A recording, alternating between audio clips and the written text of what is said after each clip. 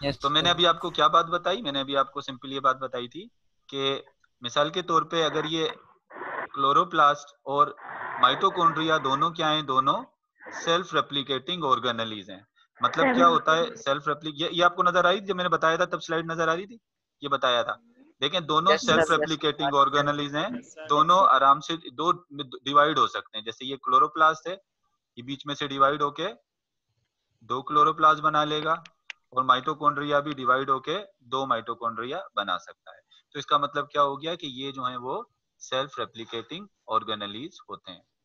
अच्छा, अब आ जाते हैं आगे हम नेक्स्ट टॉपिक की तरफ। हमारे आज का जो हम अब ये हमने डबल मेम्ब्रेन बाउंडेड ऑर्गेनेलीज हमने पढ़ लिए। अब हम आ जाते हैं सिंगल मेम्ब्रेन बाउंडेड ऑर्गेनेलीज की तरफ। ऐसे ऑर्गेनेलीज जो सिर्फ किससे कवर्ड होते हैं, जो सिर्फ एक मेम्ब्रेन से कवर होते हैं, जिनके ऊपर क्या होती है, सिर्फ सिंगल मेम्ब्रेन होती है। तो उन ऑर्गेनेलीज की तरफ आ जाते हैं। और सिंगल मेम्ब्रेन बाउंडेड ऑर्गेनेलीज में सबसे पहले जिस सिंगल मेम्ब्रेन बाउंडेड ऑर्गेनेलीज को हम डिस्कस करेंगे वो क्या है, वो है लाइसोसोम। लाइसोसोम। अब लाइसोसोम में देखो, लाइसो का मतलब क्या है, लाइसो का मतलब है ब्रेक डाउन। लाइसो किसको कहते हैं, लाइसो हम कहते हैं ब्रेक डाउन को।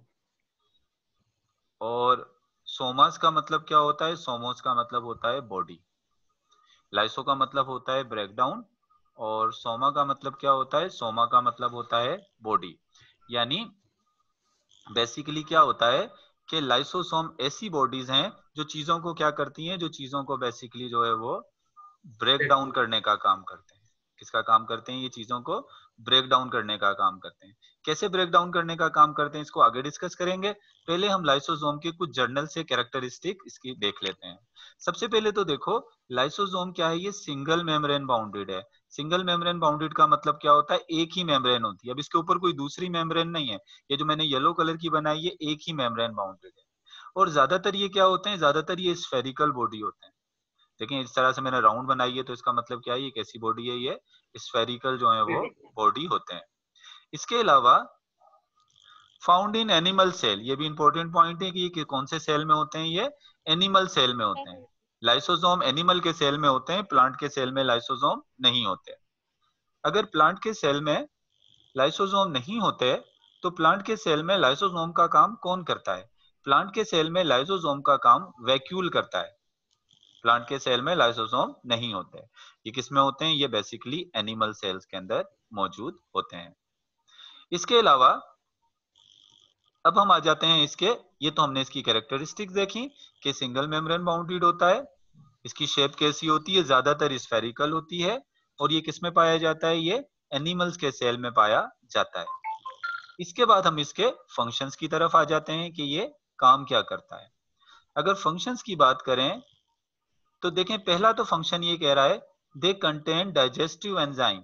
यानी इनके अंदर, ये जो अंदर ये लाइसोसोम है, इसके अंदर क्या मौजूद होता है, इस लाइसोसोम के अंदर मौजूद होते हैं डाइजेस्टिव एंजाइम। अब क्या होते हैं डाइजेस्टिव एंजाइम, ऐसे एंजाइम जो फूड को ब्रेक डाउन करने का काम करते हैं। उन एंजाइम्स को हम क्या कहते हैं, उनको हम कहते हैं डाइजेस्टिव एंजाइम।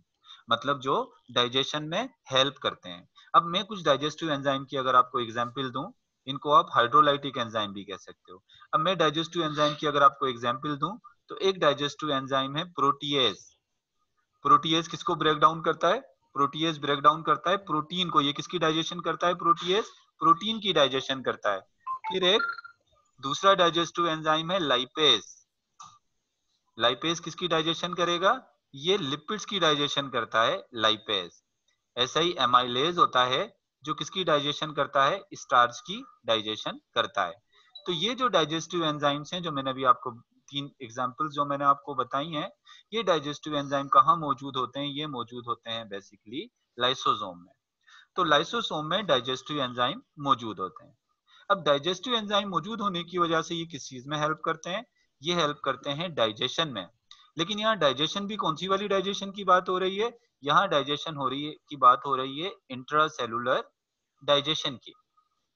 अब इस बच्चों देखो कि इंट्रासेलुलर डाइजेशन क्या होती है। अब मिसाल के तौर पे ये एक अमेबा का सेल है। अब अगर कोई फूड अमेबा के सेल के अंदर डाइजेस्ट होगा, कोई भी फूड अमेबा के सेल में ब्रेक डाउन होगा, तो ये कौन सी डाइजेशन होगी? ये होगी इंट्रासेलुलर डाइजेशन। ये हमारा स्टमक है। अब अगर कोई फूड हमारे स्टमक में डाइजेस्ट हो रहा है, तो स्टमक तो एक सेल नहीं है, ये तो एक ऑर्गन है। तो यहाँ पर जो डाइजेशन होगी उसको हम कहेंगे एक्स्ट्रा सेलुलर डाइजेशन। तो मतलब लाइसोसोम एक्स्ट्रा सेलुलर डाइजेशन में हेल्प नहीं कर रहा। ये कौन सी डाइजेशन में हेल्प करता है? ये बेसिकली करता है कौन सी डाइजेशन में? इंट्रा सेलुलर डाइजेशन में हेल्प करता है। कैसे इंट्रा सेलुलर डाइजेशन में हेल्प करता है? मिसाल के तौर पे हमें पता है कि कोई भी फूड मटेरियल जब अमेबा की बॉडी में सेल के अंदर आता है, कोई भी सॉलिड फूड मटेरियल अमेबा की बॉडी में या किसी भी सेल के अंदर आता है, तो इस प्रोसेस को हम कहते हैं फेगोसाइटोसिस। हमारे WBCs भी जो है वो जर्म्स को जो है वो क्या कर लेते हैं? फेगोसाइटोसिस कर लेते हैं। अब देखें, ये एक फूड पार्टिकल है, ये एक फूड पार्टिकल है, और ये फूड पार्टिकल जो इसकी बॉडी में आया है अमेबा की, ये कौन से प्रोसेस के जरिए आया है? ये इन हुआ है जिस प्रोसेस के जरिए, इस प्रोसेस को हम क्या कह रहे हैं? इस प्रोसेस को हम कह रहे हैं फेगोसाइटोसिस। अब ये फूड ये फूड वैक्यूल बन गया, और फूड वैक्यूल में क्या मौजूद है? ये येलो कलर का फूड मौजूद है। अब क्या होगा कि अमेबा का जो लाइसोसोम होगा, अमेबा का लाइसोसोम जाकर किसके साथ अटैच हो जाएगा? लाइसोसोम जाकर इस फूड वैक्यूल के साथ अटैच हो जाएगा। मैं यहाँ पर अटैच कर देता हूँ लाइसोसोम को फूड वैक्यूल के साथ। आप देखें, ये लाइसोसोम फूड वैक्यूल के साथ अटैच हो गया। अब इस लाइसोसोम के अंदर जो डाइजेस्टिंग एंजाइम है, जैसे प्रोटीएज हो गया या लिपिड्स हो गया, प्रोटीएज हो गया, अब ये डाइजेस्टिव एंजाइम क्या करेगा? लाइसोसोम डाल देगा फूड वैक्यूल में, और फूड वैक्यूल के अंदर जो फूड होगा ये छोटे छोटे पीसेस में क्या होगा? ब्रेक डाउन हो जाएगा। यानी इस फूड की क्या हो जाएगी? डाइजेशन हो जाएगी। और डाइजेस्टेड फूड क्या होगा? इस पूरे सेल के अंदर डिफ्यूज हो जाएगा। तो क्योंकि ये डाइजेशन सेल के अंदर हुई है, तो इस डाइजेशन को हम क्या कहेंगे? इसको हम कहेंगे इंट्रासेलुलर डाइजेशन। यानी सेल के, चाहे हमारे WBCs के अंदर, हमारे WBCs जब फेगोसाइटोसिस करके किसी बैक्टीरिया को ब्रेक डाउन करते हैं, तो उसमें भी लाइसोसोम हेल्प करता है। और अमेबा जब फूड को खाता है और वो फूड को ब्रेक डाउन करता है, तो उसमें भी कौन हेल्प करता है? उसमें भी जो है वो बेसिकली है लाइसोसोम जो है वो बेसिकली उसके अंदर भी लाइसोसोम जो है वो हेल्प करते हैं।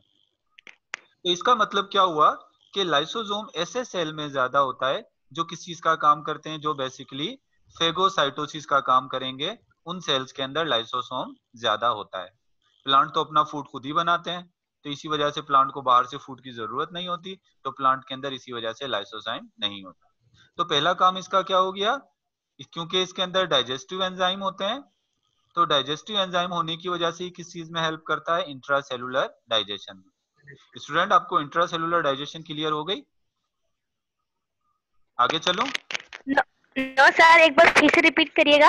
एक दफा फिर से रिपीट करूं? तो मैंने आपको बताया कि डाइजेशन क्या होती है? फूड का ब्रेक डाउन होना। फूड के ब्रेक डाउन होने को हम क्या कहते हैं? डाइजेशन कहते हैं।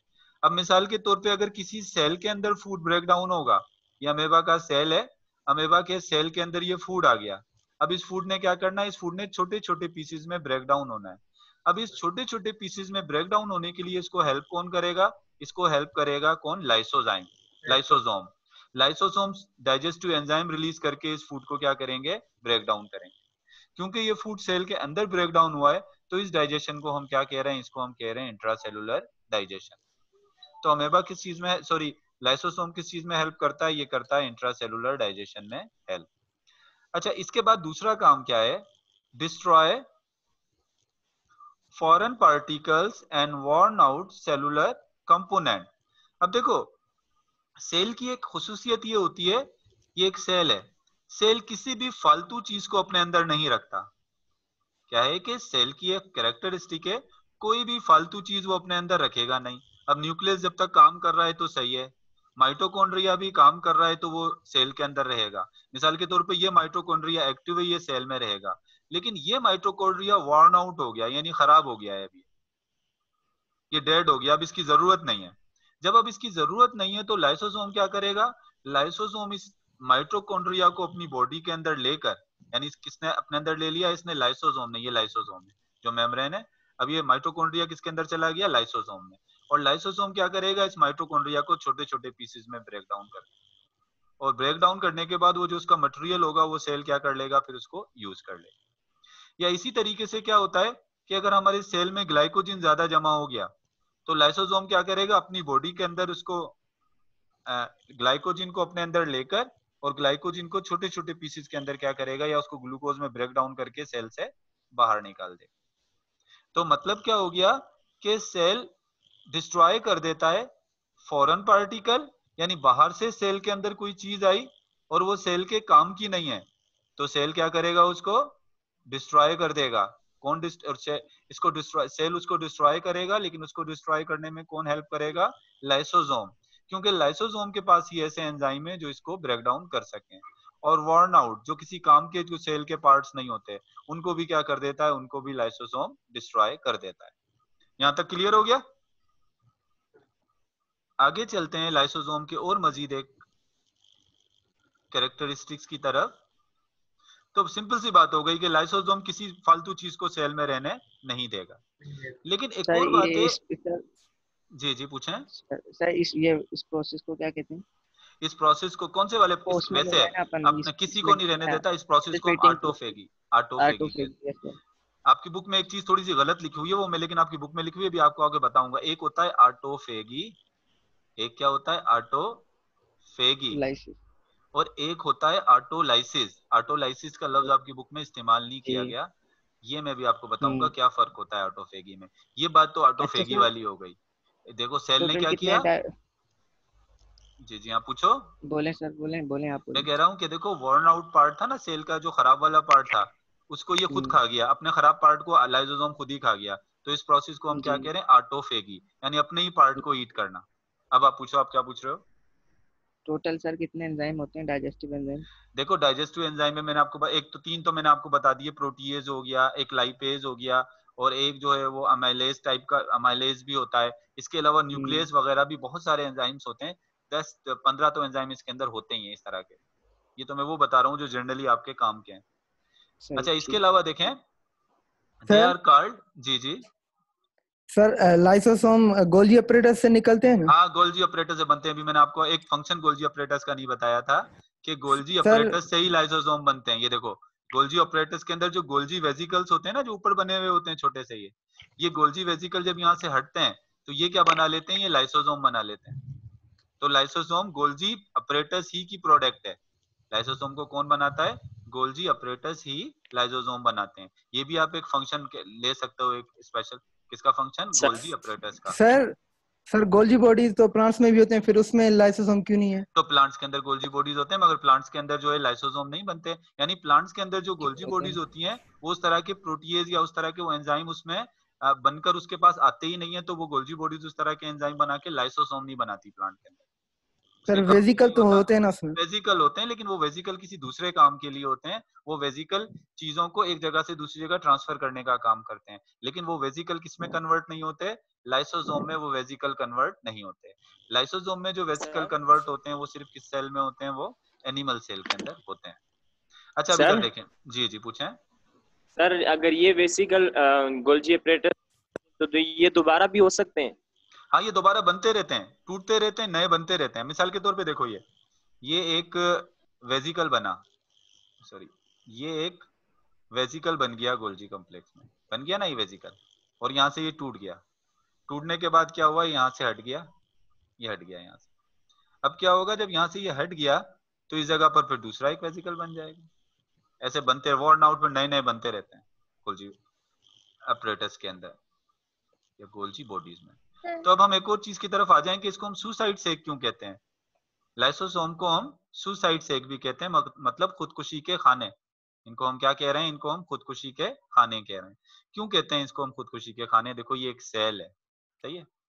अब इस सेल के अंदर है ये लाइसोसोम, और लाइसोसोम के अंदर मौजूद है डाइजेस्टिव एंजाइम, प्रोटीन को डाइजेस्ट करने वाले, लिपिड्स को डाइजेस्ट करने वाले ये एंजाइम मौजूद है। अब ये एंजाइम इस मेम्ब्रेन में बंद रहते हैं, इस मेम्ब्रेन से बाहर नहीं निकलते। अब अगर मिसाल के तौर पे इस माइटोकॉन्ड्रिया को अगर इसने ब्रेक डाउन करना है तो ये नहीं होगा कि लाइसोजाइम एंजाइम बाहर निकल के यहाँ से इससे निकल के यूं इसको ब्रेक डाउन करेंगे।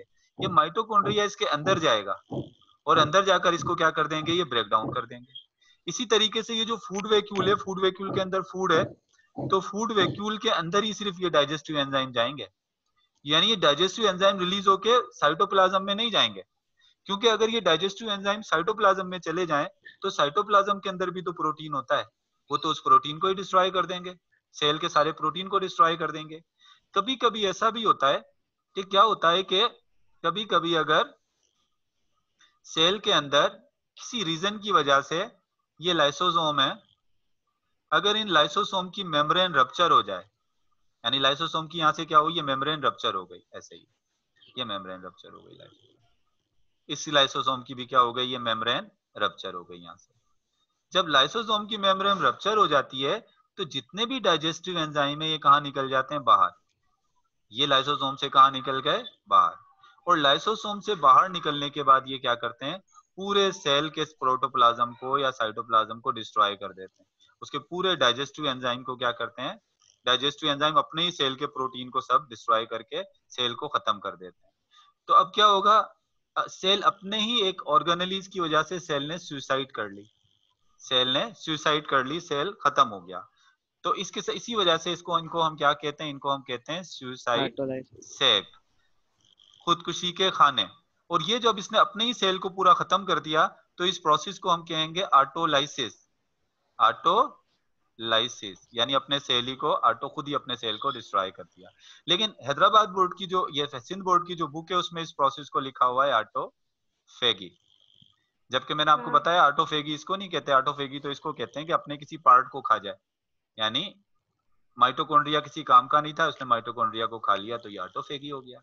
लेकिन अगर लाइसोसोम की वॉल रप्चर हो गई और लाइसोसोम ने पूरे के पूरे सेल को ही डिस्ट्रॉय कर दिया तो ये प्रोसेस क्या कहलाएगा, ये प्रोसेस कहलाएगा बेसिकली ऑटोलाइसिस। और इसकी वजह से ये जो सेल है, इस सेल को हम क्या, इसी वजह से हम लाइसोसोम को हम क्या कहते हैं, लाइसोसोम को हम कहते हैं सुसाइड सेक, खुदकुशी के खाने। क्योंकि आपकी बुक में ऑटोफेगी लिखा हुआ है तो हैदराबाद सिंध बोर्ड वाले तो ऑटोफेगी पर ही फोकस करें, ऑटोलाइसिस नहीं दिया हुआ। अच्छा ये तो हो गया, यहां तक बात कर ली मैंने लाइसोसोम की। थोड़ा सा आगे चलें। अब एक और चीज क्या होती है, देखो लाइसोसोम का एक और काम ये होता है कि ये एक हमारा सेल है, मैंने आपको कहा ना फालतू चीजों को सेल में रहने नहीं देता लाइसोसोम।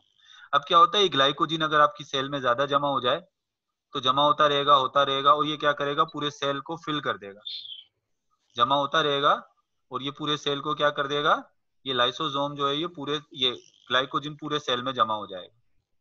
पूरे सेल में ग्लाइकोजिन जमा हो गया तो सेल तो बिल्कुल किसी काम का नहीं रहेगा।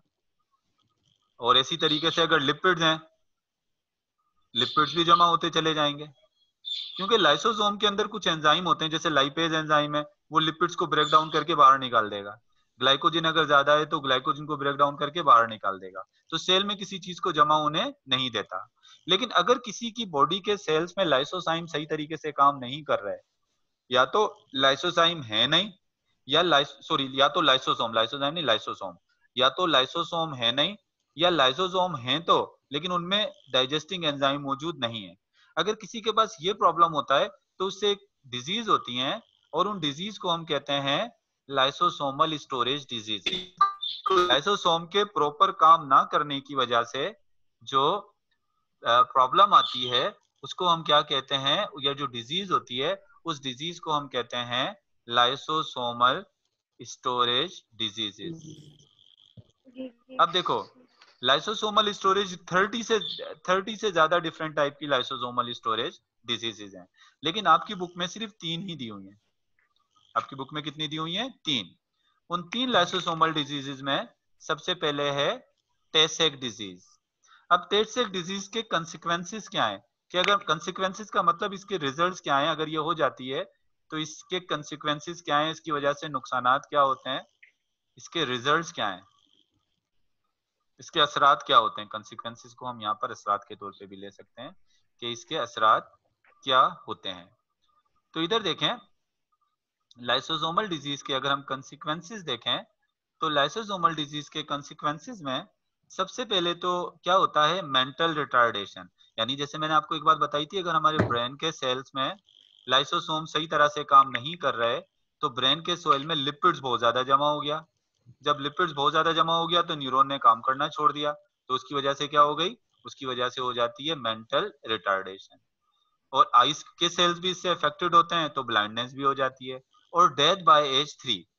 और ये लाइसोसोमल स्टोरेज डिजीजेज अगर होती हैं तो बचपन में ही होती हैं, यानी अगर लाइसोसोम काम नहीं करते तो अक्सर ये कंजेनाइटल होती हैं। कंजेनाइटल का मतलब पैदाइशी ही होती हैं, अगर लाइसोसोम काम नहीं करते तो वो पैदाइशी ही काम नहीं कर रहे होते हैं। तो टेसेक जिसको डिजीज होती है, तो पैदाइश से लेके 3 साल के अंदर ही उस बच्चे की क्या हो जाएगी, डेथ हो जाएगी। उस बच्चे को सबसे पहले ये प्रॉब्लम आएंगे और इन प्रॉब्लम के बाद उसकी क्या हो जाएगी, डेथ हो जाएगी, डेथ बाय एज 3।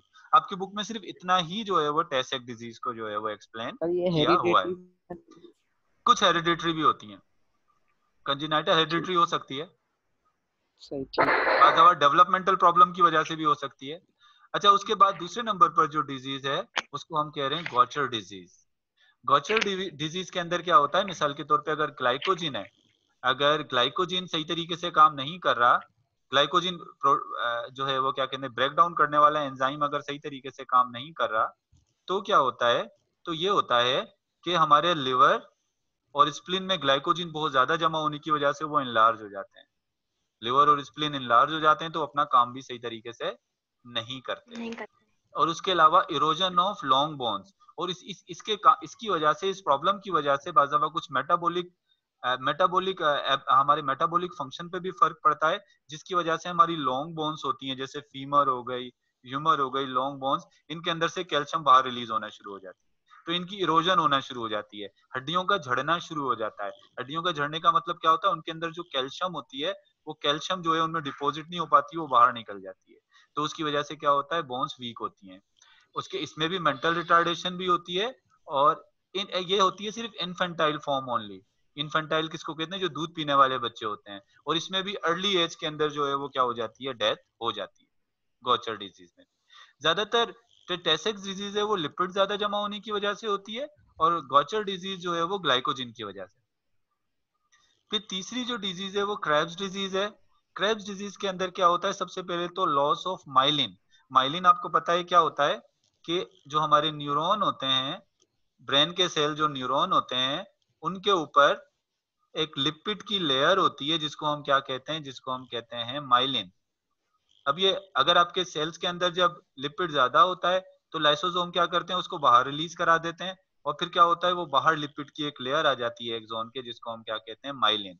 अगर ये लिपिड बाहर रिलीज नहीं होगा तो सेल के अंदर ही लिपिड जमा होगा, और उसकी वजह से क्या होगा, माइलिन नहीं बनेगी, तो लॉस ऑफ माइलिन। यानी अगर ये डिजीज होती है तो जो न्यूरॉन होते हैं, स्पेशली जो माइलिनेटेड न्यूरॉन्स होते हैं, उनके ऊपर क्या नहीं, उनके ऊपर लिपिड्स की लेयर नहीं चढ़ पाती, जिसको हम क्या कहते हैं, माइलिन। यानी न्यूरॉन के अंदर तो लिपिड जमा हो जाएगा लेकिन बाहर रिलीज नहीं हो पाएगा, और उसकी वजह से क्या होता है, ब्रेन सही तरीके से काम नहीं करता, तो मेंटल रिटार्डेशन हो जाती है, और death by as 3।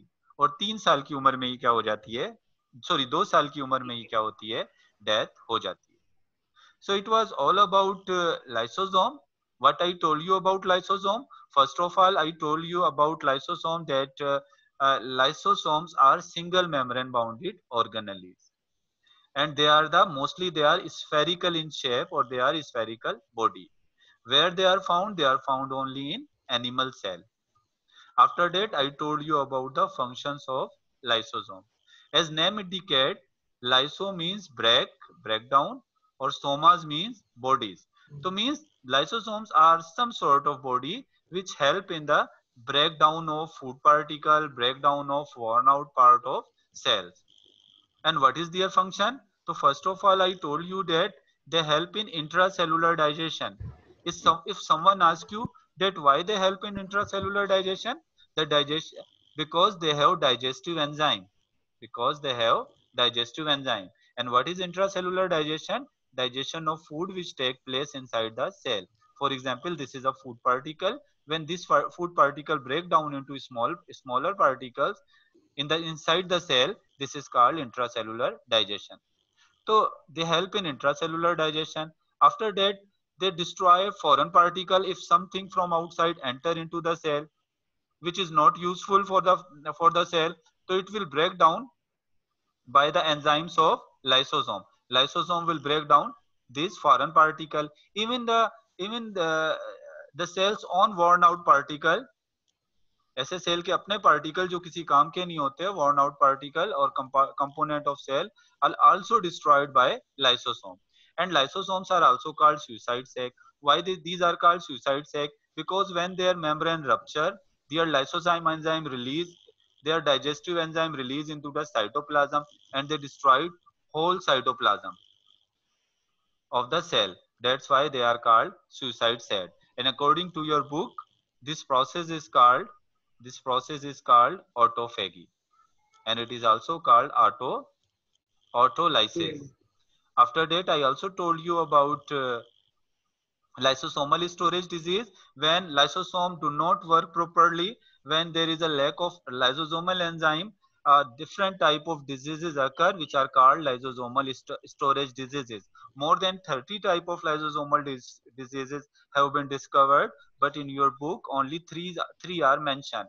One is Tay-Sachs disease. ये सर सॉल्व नहीं हो सकती डिजीज? ये डिजीज सॉल्व इस तरह से हो सकती है कि वो जो डाइजेस्टिव एंजाइम्स होते हैं, जब अगर अर्ली एज में पता लग जाए तो आप उनको उस तरह से दे सकते हैं या फूड इस तरह का दिया जाए। लेकिन ज्यादातर ये क्योंकि बहुत अर्ली एज में होती है तो उसका इतना ज्यादा पता नहीं लग पाता कि कौन सी डिजीज है, तो अक्सर ये वैसे ज्यादातर ये इतना ट्रीटेबल नहीं है, से डेथ हो जाती है। ठीक, thank you sir, thank you. तो it was all about lysosome. हमने ये किसके बारे में पढ़ा? लाइसोसोम के बारे में पढ़ा। नेक्स्ट टाइम जो हम डिस्कस करेंगे एक और जो है वो सिंगल मेम्ब्रेन बाउंडेड ऑर्गेनेलिज, इंशाल्लाह ताला हम लोग कल जो है वो कंप्लीट कर लेंगे सिंगल मेम्ब्रेन बाउंडेड ऑर्गेनेलिज, उसके बाद नॉन मेम्ब्रेन बाउंडेड ऑर्गेनेलिज पढ़ेंगे। जी जी, आस्क क्वेश्चन। सर ये बाकी तमाम ऑर्गेनेल जैसे कि लाइसोसोम है, ये भी under the control of gene होते हैं? They are the under the control of gene. कैसे under the control of gene होते हैं? हमें कोई भी चीज बनने का मैसेज पहले न्यूक्लियस से आता है। अब न्यूक्लियस ने मैसेज देगा किसको, जितने सेल्स को लाइसोसोम चाहिए होंगे उतने ही तो गोल्जी बॉडीज लाइसोसोम बनाएगा, उतने ही गोल्जी बॉडीज राइबोसोम बनाएगा। पहले सेल से न्यूक्लियस से मैसेज आएगा राइबोसोम के पास, राइबोसोम प्रोटीन बनाएगा, प्रोटीन किसकी फॉर्म में होगा? एंजाइम्स की फॉर्म में। ये एंजाइम चले जाएंगे किसके पास? गोल्जी बॉडीज के पास, और वहां गोल्जी बॉडीज को मैसेज मिलेगा कि उसने कितने लाइसोसोम बनाने। जितनी जरूरत होगी उतने ही, जिस सेल को जितनी लाइसोसोम की जरूरत होगी उतने ही लाइसोसोम बनते हैं। जैसे प्लांट के सेल को जरूरत नहीं होती तो प्लांट के सेल में लाइसोसोम बनते ही नहीं है। गोल्जी बॉडीज लाइसोसोम नहीं बनाती क्योंकि प्लांट के सेल के पास जीन ही नहीं है वो बनाने के, तो प्लांट नहीं बनाते, वो कौन बनाते हैं? एनिमल के सेल प्रोड्यूस करते हैं। Any other question? अच्छा सर, आपने एक आपने बताया था ना कि प्लांट्स के पास लाइसोसोम क्यों नहीं होते हैं सर, ये एक बार दोबारा बताइएगा। प्लांट के पास देखो, प्लांट जो है वो बेसिकली क्या होता है, प्लांट अपने प्रोटीन, अपना फूड जो है वो खुद बनाते हैं। प्लांट जो है वो बाहर से, फेगोसाइटोसिस प्लांट के अंदर नहीं होती, यानी प्लांट बाहर से फूड नहीं लेते। और प्लांट के अंदर जो ब्रेक डाउन करने का मैकेनिज्म भी बिल्कुल डिफरेंट होता है, तो इसी वजह से प्लांट के अंदर लाइसोसोम नहीं होते। प्लांट में लाइसोसोम का काम वैक्यूल करते हैं। किसी चीज को डिस्ट्रॉय करना होता है तो वो किसमें चला जाता है? वो चला जाता है वैक्यूल में। प्लांट्स के जो डाइजेस्टिव एंजाइम होते हैं वो कहाँ मौजूद होते हैं? वो वैक्यूल में। जब मैं वैक्यूल पढ़ाऊंगा ना तो उस वक्त मैं इसको डिस्कस करूंगा फिर। सर प्लांट में तो आरबीसी, प्लांट्स के अंदर तो डब्ल्यूबीसीज नहीं होते हैं ना कि वो खाएं उसको जो है। आगे पूछें। एक्स्ट्रा सेल्यूलर और इंट्रासेल्यूलर डाइजेस्टिव एंजाइम अलग-अलग होते हैं? नहीं होते, कहाँ एक ही जैसे हैं। बस एक फर्क ये होता है कि इंट्रासेल्यूलर अगर प्रोटीएज है, एक्स्ट्रा सेल्यूलर प्रोटीएज प्रोटीन को कहाँ डाइजेस्ट करेगा? वो प्रोटीन को डाइजेस्ट करेगा किसके अंदर? आपके स्टमक में। लेकिन अगर इंट्रासेल्यूलर है तो प्रोटीएज ही एंजाइम सेम वही होगा, लेकिन प्रोटीन को कहाँ डाइजेस्ट करेगा? आपके सेल के अंदर। एंजाइम बिल्कुल सेम है, लोकेशन डिफरेंट है, एक सेल के अंदर और एक सेल से बाहर। एंजाइम की स्ट्रक्चर और उनके फंक्शन क्या है? सेम ही है। वो भी प्रोटीन को डाइजेस्ट कर रहा है और ये जी। सर जो आपने ये डिजीज आमिर आपकी आवाज थोड़ी साफ नहीं आ रही, थोड़ा बोलो फिर। सर ये जो आप लाइसोसोमल स्टोरेज डिजीज, जी जी सर इनमें मतलब कोई भी डिजीज हो, इनमें लाइसोसोम नहीं होते या उनके अंदर वो प्रोटीन कोशिश ये किया करें कि जब आप माइक अपना यूज करते हो तो माइक आपका हिलना नहीं चाहिए, उसको एक जगह लगा के रखा करें। जैसे आप हैंड फ्री यूज करते हैं तो आपका माइक होता है, माइक को आप हाथ में पकड़ते हो तो वो हिलता है। आप अपने कॉलर के साथ माइक को ना किसी पिन के जरिए अटैच कर लिया करें, फिर मुझे आपकी आवाज साफ आएगी। कभी आपकी आवाज बहुत लाउड हो जाती है, कभी स्लो हो जाती है। लेकिन आप क्या करें, अगर अपने माइक की मूवमेंट नहीं होगी ना आपके माइक की, तो फिर क्या होगा, फिर मुझे आवाज आपकी साफ क्लियर सुनाई देगी। चलो क्या कहते हैं आमिर, एक दफा फिर अपना क्वेश्चन करो। सर जो आपने डिजीज बताए ना जी जी सर, इनमें जो डिजीज कोई इनमें पूरे लाइसोसोम एब्सेंट होते हैं या उनके अंदर वो एंजाइम नहीं होते जो मैंने जो आपको मतलब कहा ना, मैंने आपको शुरू में बताया था, ज्यादातर ऐसा होता है कि एंजाइम नहीं होते, लेकिन कुछ बाज दफा ये भी प्रॉब्लम होता है कि लाइसोसोम ही नहीं होते, लेकिन ज्यादातर ऐसा होता है कि एंजाइम नहीं होते। जैसे ग्लाइकोजिन को ब्रेक डाउन करने वाला अगर एंजाइम नहीं है, ग्लूकेज इस तरह से, तो क्या होगा, अगर ग्लाइकोजिन को ब्रेक डाउन करने वाला एंजाइम मौजूद नहीं है तो ग्लाइकोजिन स्टोर होना शुरू हो जाएगा लाइसोसोम में। अगर लिपिड्स को डाइजेस्ट करने वाला एंजाइम मौजूद नहीं है तो आपके क्या कहना चाहिए, सेल में जो है वो लिपिड जमा होना शुरू हो जाएगा। तो मेनली एंजाइम्स नहीं होते। सर ग्लाइकोजन स्प्लीन में भी वो स्टोर होते हैं? हाँ, ग्लाइकोजन हमारे लिवर के सेल में स्टोर होते हैं, मसल्स के सेल में स्टोर होते हैं। ब्रेन में तो बात भी नहीं करी मैंने तो कहा कि ब्रेन के अंदर लिपिड्स की बात की, लिपिड्स का प्रॉब्लम होता है ब्रेन में। है ना सर? जी जी, आप सर पूछो हमें। लिवर लिवर और स्प्लीन की बात की, लिवर स्प्लीन में भी थोड़े तो उनकी जब ज्यादा इनलार्ज कर देते हैं ना लिवर को, ज्यादा ग्लाइकोजन जमा होने की वजह से। Sir liver primary lysosome secondary lysosome हाँ, के बाद प्राइमरी अभी एक मैंने पूछिए थोड़ा इसने, देखो बहुत सवाल, प्राइमरी लाइसोसोम और जी। सेकेंडरी लाइसोसोम क्या होता है। अब एक बात अच्छी तरह से समझ लो, क्या होता है कि जब गोल्जी बॉडी से लाइसोसोम जो रिलीज होता है, गोल्जी बॉडी ने लाइसोसोम बनाया, अब ये लाइसोसोम रिलीज यहाँ से निकला, अब इस लाइसोसोम को हम क्या कहेंगे, इसको हम कहेंगे प्राइमरी लाइसोसोम। लेकिन जब ये प्राइमरी लाइसोसोम जाकर